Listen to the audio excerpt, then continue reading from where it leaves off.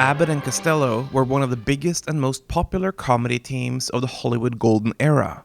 They were consistently among the biggest draws at the box office through the early 1940s.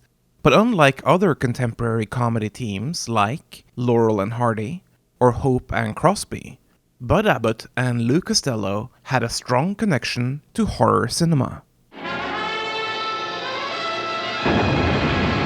Abbott and Costello first teamed on the burlesque comedy stage in 1935. Abbott was the conniving, egotistical straight man, while the rotund Costello played the dim-witted yet surprisingly athletic clown.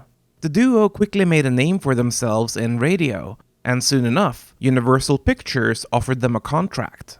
Their first film was a romantic comedy musical, One Night in the Tropics, with the boys cast as supporting comedy reliefs. However, they quickly stole the show and Universal gave them their own movie. Buck Privates is notable for many reasons. It is one of Abbott and Costello's finest comedies. Left shoulder arm, right shoulder arms, left shoulder arms, right shoulder arms. Get. Why don't you make up your mind? It gave us the debut performance of the famous Andrews Sisters song Boogie Woogie Bugle Boy. He's in the army now, a blowing reveille. He's the Boogie Woogie Bugle Boy of Company B. The film was a tremendous box office success, which served to establish Abbott and Costello as formidable movie stars. Buck Privates was made during the peacetime draft, and with the US only months away from being dragged into World War II, it was the kind of rousing, patriotic entertainment America needed.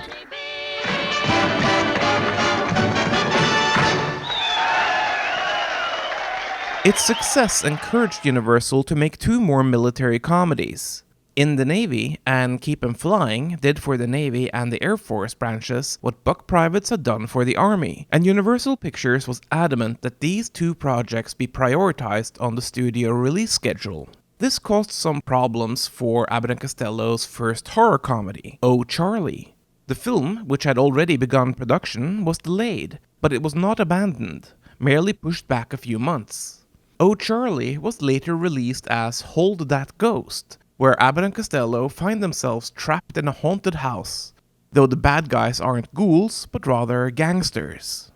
This was common of horror comedies from the silent era and early days of sound cinema. Haunted house comedies were usually scarce on actual hauntings, instead preferring to use killers or gangsters as the bad guys. Often, these bad guys were masquerading as ghouls, like in the play The Cat and the Canary, which was later effectively filmed in 1927. Here, the bad guy was human, and the monster a hoax. Several horror comedies like this followed, including a 1939 Cat and Canary remake starring Bob Hope, before he teamed with Bing Crosby for the Road To franchise. Note that Hope also did a horror comedy featuring actual undead ghouls called The Ghostbreakers in 1940.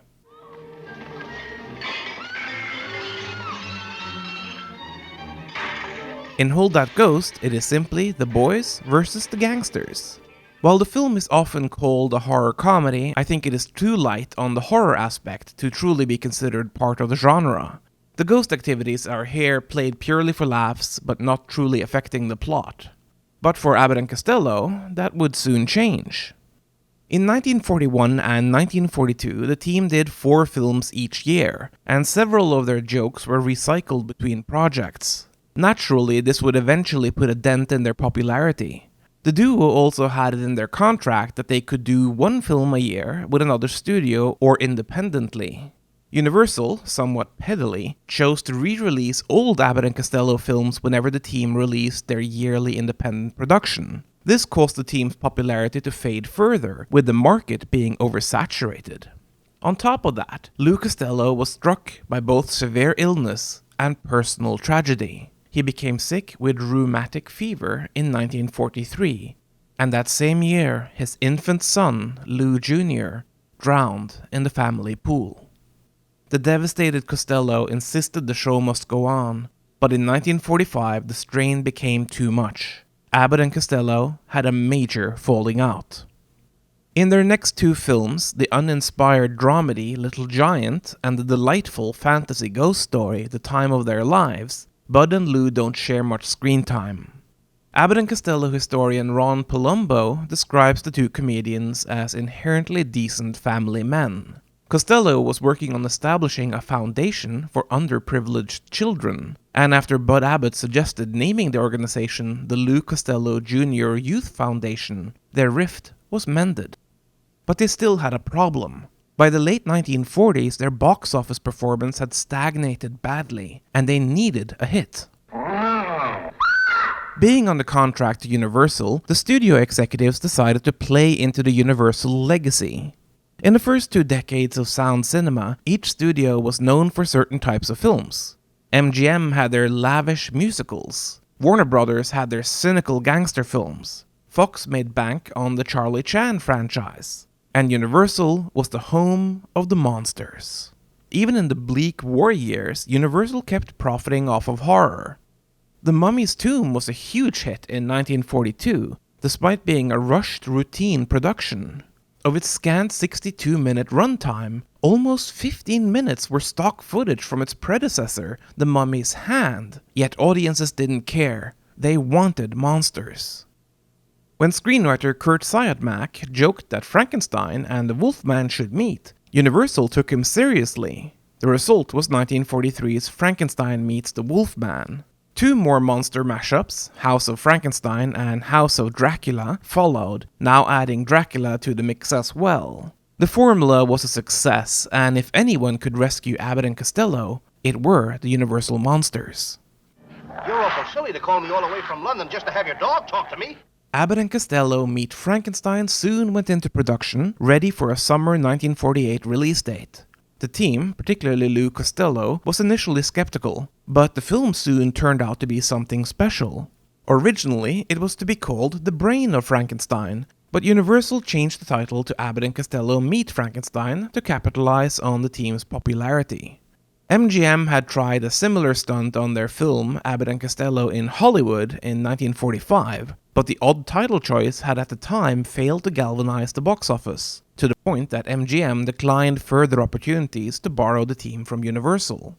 However, this time, the trick worked. Abbott and Costello Meet Frankenstein is comedic in that typical full of banter and slapstick Abbott and Costello way, and yet it is also a genuine horror film, with a similar amount of violence and frights as seen in the straight-up Universal Monsters franchise films of the 1930s and 1940s. Though the film's title is somewhat misleading. Yes, they meet Frankenstein's monster, the granddaddy of all film monsters, but they also meet Count Dracula and the Wolfman, arguably the second and third most important Universal monsters. Dracula is even played by Bela Lugosi himself, who after having had a hard time in Poverty Row cinema, was happy to return to a bigger budget Universal horror picture. Lon Chaney Jr. also returned as the Wolfman, being both something of a tragic hero and scary villain in this film. Ironically, Chaney had also played Dracula's son in Son of Dracula, and he'd played Frankenstein's monster in The Ghost of Frankenstein, taking over the role after Boris Karloff declined to play the part a 4th time.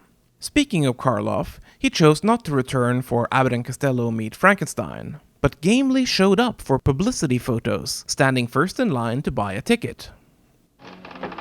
Abbott and Costello Meet Frankenstein is perhaps the team's most delightful movie. Costello's man-child antics were perfectly matched to the spooky goings-on, and the film stands out as one of the best horror comedies of the 1940s. Only The Mummy and The Invisible Man had been left out of the fun. Note that Creature from the Black Lagoon had not yet been produced, only appearing later in 1954. However, both The Mummy and The Invisible Man would have their chance. Though Vincent Price, who'd played the latter in The Invisible Man Returns in 1940, made a brief sound cameo at the end of Abbott and Costello Meet Frankenstein. Now that we've seen the last of Dracula, the Wolfman and the monster, there's nobody to frighten us anymore. Oh, that's too bad. I was hoping to get in on the excitement. Who said that? With the massive box office success of this new monster comedy hybrid, Universal was desperate to replicate the success. They stuck Abbott and Costello in a film originally meant for Bob Hope, adding Boris Karloff to the mix. The oddly titled movie, Abbott and Costello Meet the Killer, Boris Karloff, isn't so much a horror film as it is a mystery comedy. Lou is a bellboy accused of murder, and Bud is the house detective trying to clear him. Karloff plays a mean-spirited hypnotist trying to convince Lou to commit suicide in a memorable hypnotism sequence. How would you like to die? Foliage. But Abbott and Costello Meet the Killer, Boris Karloff didn't satisfy the need for horror-comedy hybrids, not after the joyful Abbott and Costello Meet Frankenstein left audiences demanding more. Universal decided to pair the team with the Invisible Man, but sadly, Vincent Price did not repeat his performance. Nor for that matter did the original Invisible Man, Claude Rains. Instead, Arthur Frantz, playing a short-tempered boxer, took over the role. According to Ron Palumbo, the film was originally meant to be a straight-up science fiction film, following in the wake of several Invisible Man sequels and spin-offs produced in the first half of the 1940s. However, the picture was heavily rewritten once Bud and Lou got involved. So heavily, in fact, that no horror elements and hardly any science fiction elements remain. The film is, in my opinion, a minor effort. Universal stepped up their game with the next AC horror comedy, where the boys meet Dr. Jekyll. With the bad guy played by Boris Karloff, lending a fair amount of menace to the proceedings, the film is far more in the horror realm.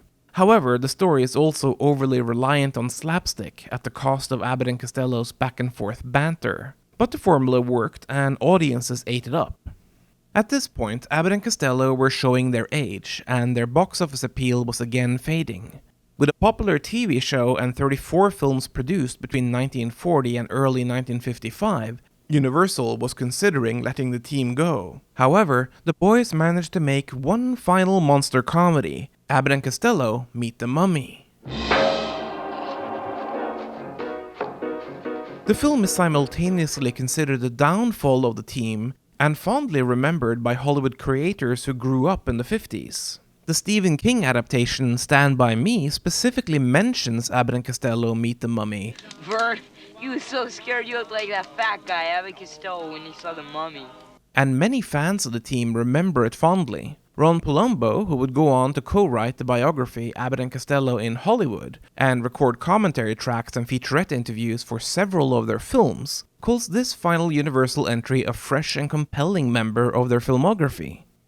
No matter if the fans liked Meet the Mummy, Universal did not renew Abbott and Costello's contract. The team only made one more film together, the independent dramedy Dance With Me, Henry. Lou Costello died in 1959, only 3 days before his 53rd birthday. It is speculated that his past bout with rheumatic fever was a contributing cause of death. Bud Abbott would later lend his voice to the Hanna-Barbera animated series about the pair. He died in 1974 at age 78. I would argue that despite their general charm and appeal, Abbott and Costello are today remembered mostly for their horror comedies. These films had a tremendous impact, especially that first and best monster comedy, Abbott and Costello Meet Frankenstein. The Abbott and Costello horror comedies functioned as gateway films for young audiences, using harmless and easygoing comedy antics to open the door into darker tales. Their combination of fright and folly was potent, delighting audiences into accepting horror into their hearts.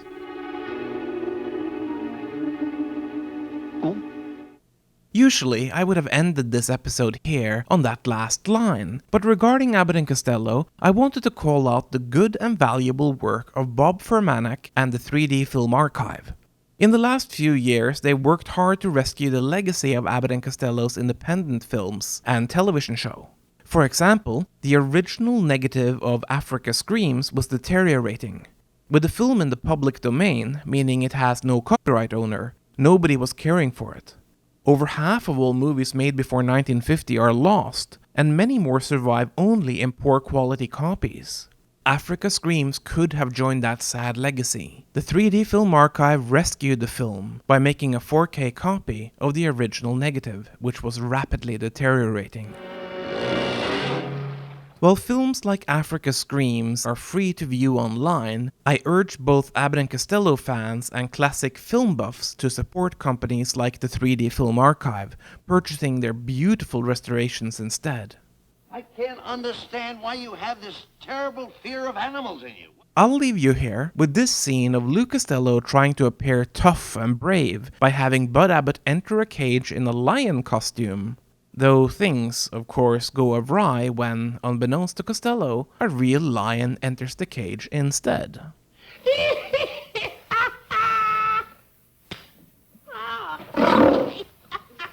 didn't know you was inside of my skin. I know that you're inside.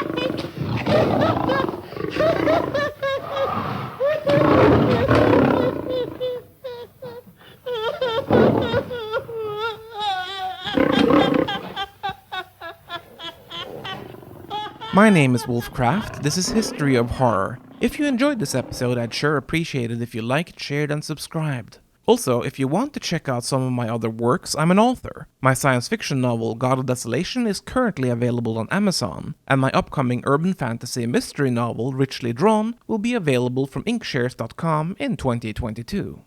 Thanks aplenty.